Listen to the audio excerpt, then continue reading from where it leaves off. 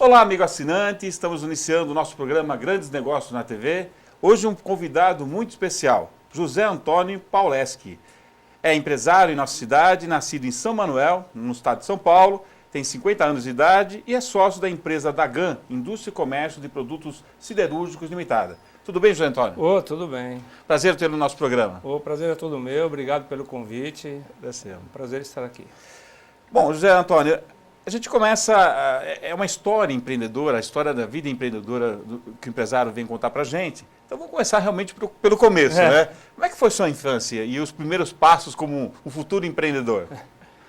Minha infância foi muito difícil, né? Meus pais vieram para São Paulo em 1966, meu pai só com primário, né? Eu cheguei aqui com 5 anos, então foi uma vida muito difícil, nós fomos morar numa casa muito humilde ali na Vila Guilherme, meu pai trabalhava das 4 da manhã às 10 da noite, para você ter uma ideia, serviço árduo numa metalúrgica, e eles davam um lanche lá na metalúrgica e ele guardava, trazia o lanche para casa para dividir com os irmãos. Não comia e não comia para trazer para nós. Estava uma vida muito difícil. E nós morávamos num porão, né, literalmente, né? E em cima tinha uma mulher que fazia jogatina à noite, então não deixava meu pai dormir, o pouco horário de sono que ele tinha, ela perturbava.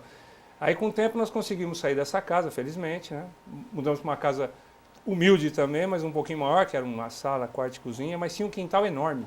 E aí minha mãe e meu pai começaram a plantar milho, mandioca, fizeram uma horta enorme. E aí o que aconteceu? Eu e minha irmã mais nova, que inclusive hoje é minha sócia na Dagan, nós saímos para vender as verduras na vizinhança. Então ali já começou o trabalho de despertar o seu espírito empreendedor. De empreendedor, já vendendo verdura. Depois, com 12, 13 anos, eu já trabalhava num bar próximo, engraxava sapatos, frequentadores. E aí fui para uma fábrica de cinto, vender vaso, até o meu primeiro registro, né? É isso que eu ia perguntar. Você despertou essa veia empreendedora, mas você não foi ter o seu próprio negócio de pronto assim. Não. Você foi buscar, trabalhar com carteira registrada, tudo. Exatamente. E conta um pouquinho essa sua experiência trabalhando em grandes corporações e o que isso trouxe para você como bagagem para você hoje ser um empresário. Sim, o primeiro emprego meu foi como auxiliar de contabilidade, né? Eu tinha um amigo nosso que eu com 14 anos já jogava futebol junto com os adultos já, e eu era muito carismático, o pessoal gostava muito de mim, os adultos e tal. E esse rapaz que jogava no time, ele já tinha um escritório de contabilidade, ele me deu a primeira oportunidade de trabalhar como auxiliar de contabilidade, isso lá em 1976, no primeiro registro. Sim. E aí, é evidente, abracei a oportunidade, claro, e comecei a estudar contabilidade. Eu me formei em técnico de contabilidade, depois saí do escritório e fui trabalhar no Banco Comindi, né? Faliu o Banco Comindi. É verdade. Depois do Banco Comindi, eu tive uma passagem muito rápida pela Casa Centro, uma loja de departamento, né? Que também fiquei um pouco tempo, mas o trabalho era muito asfixiante, trabalhava sábado, feriados, e aí uma vez meu pai já muito doente, meu pai faleceu cedo, mas muito doente, eu pedi uma autorização para sair, para visitar meu pai no hospital, o gerente não deixou, eu falei, então não é possível, então eu não posso ficar aqui. Aí cheguei a pedir a conta, bem numa final de ano mesmo, terrível, e aí se pedir a conta sem ter mais nada em mente, aí até, engraçado, eu saí dali e falei, e agora, o que eu faço na minha vida? Essa loja era na Florêncio de Abreu. Aí andando pela Avenida Tiradentes, eu deparei com uma placa no Touring Club, precisando de auxiliar de contabilidade. Entrei lá também. No Touring Club? Touring Club. E aí começou como subcontador, né? Depois eu passei para trabalhar na Cambuí, uma empresa já mineradora, já também como subcontador. E ali eu fui galgando conhecimentos, né, na parte de administração, na parte de auditoria, isso ajudou muito. Uma bagagem que foi interessante para agora como empresário? Ah, sim, foi muito interessante porque eu já como contador, eu já administrava praticamente 4 empresas do grupo, né? Era mineradora, tinha uma transportadora, tinha uma agropecuária, uma madeireira, então isso me trouxe uma bagagem muito grande. Mas ali já começou a despertar o interesse de eu ter um negócio próprio, né? Sim.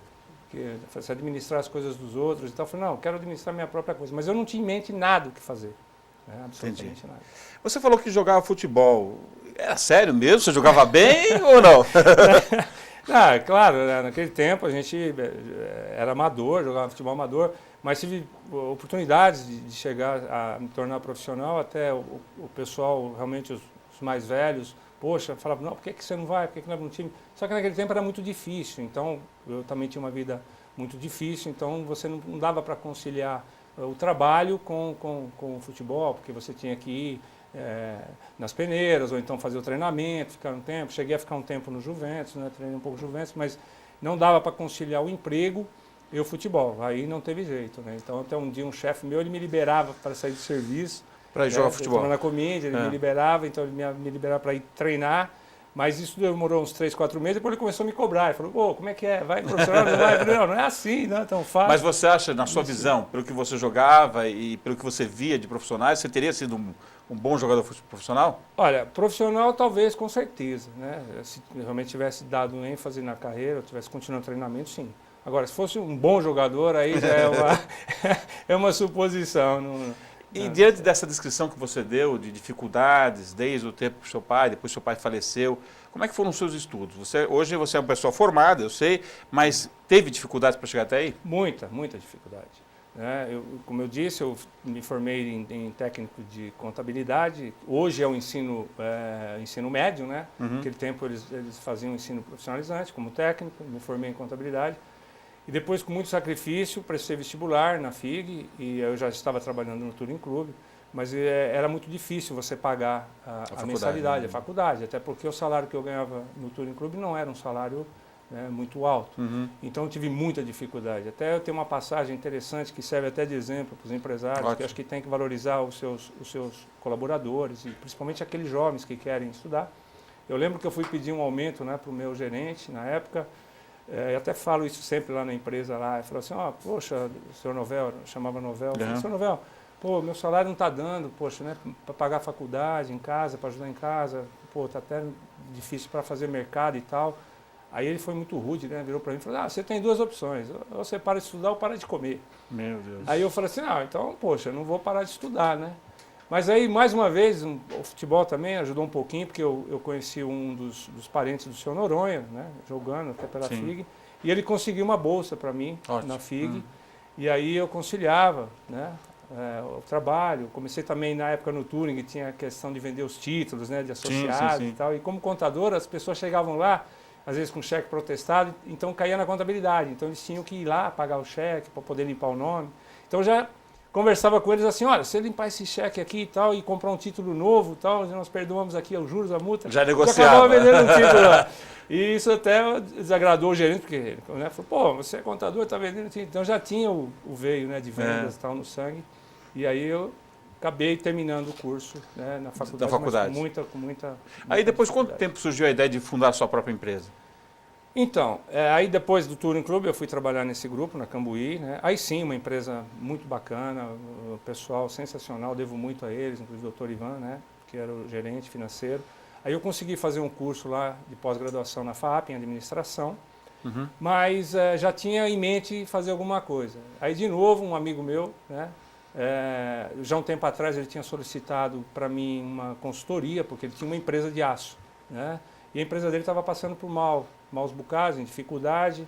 E numa partida lá, depois do futebol, a gente começou a conversar. Ele falou, poxa, minha empresa está assim. Eu falei, não, eu posso te ajudar, né, com minha experiência, talvez até com auditoria, se você quiser, eu faço uma auditoria.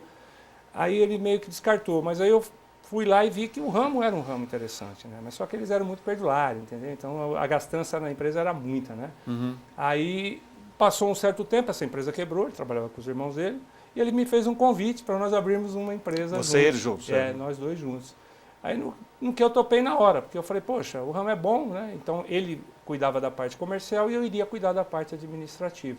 Mas só ficamos juntos 6 meses. Não deu certo. Não deu certo. Bom, a SPC me disse que eram perdulários, já tinha uma conduta que dava para ver que não ia ser muito boa, né? Porque foi interessante que quando eu pedi a conta na Cambuí, que eu fui falar com meus diretores, que eu tinha que sair, foi uma surpresa, ele não queria deixar eu sair, perguntou se era salário, podia melhorar. Eu falei, não, eu quero realmente, né, tocar um negócio, apareceu essa oportunidade, eu vou abraçar. E ele foi muito simpático, me liberou, falou que as portas estavam abertas se eu quisesse voltar, caso não desse certo a empresa. Certo. E que eu tomasse cuidado só para não fazer empréstimos bancários. Mas aí eu fui para a empresa, aí eu achei interessante que quando nós começamos, muito difícil também, eu trabalhava, por exemplo, na Angélica, né, um bairro nobre, andava de carro novo, tinha um bom emprego, um salário razoável. Nós trocamos tudo isso para montar uma empresa lá na Cezefredo Fagundes, no Tremembé, num quartinho, né, praticamente sem nada, mas aí eu já tinha uma visão, eu falei, poxa, se o negócio for bom, vamos trabalhar firme. Crescer, né? Crescer. É claro. Aí meu sócio falou assim, não, aqui é o seguinte, aqui vai ser firma pobre de patrão rico. Eu falei, então aí eu acho que eu escolhi mal meu super-herói. Aí durou só 6 meses a nossa... E aí você já foi pensando na Dagan? Então, aí quando chegou no final de ano, né, que nós fomos discutir e tal, ele pediu um dinheiro absurdo para passar Natal e Ano Novo, que precisaria dar dinheiro para a família. Eu falei, não, nós vamos guardar o dinheiro para a empresa precisa, vai começar o ano, a gente tem que pagar e tal. E era um ano de 89, a inflação era galopante.